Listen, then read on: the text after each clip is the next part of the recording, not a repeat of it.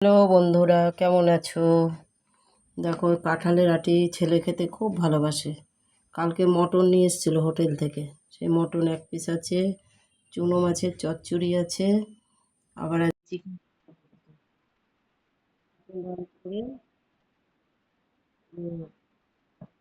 কলকাতায় যাবো, ডাক্তার দেখানো আছে, আর এই ভাত, ঠান্ডা জল আর যেগুলো না।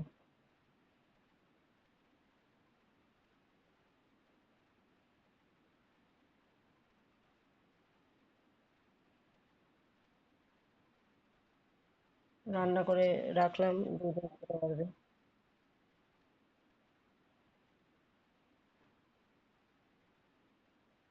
দেখতে থাকো, ভালো থাকো, সুস্থ থাকো।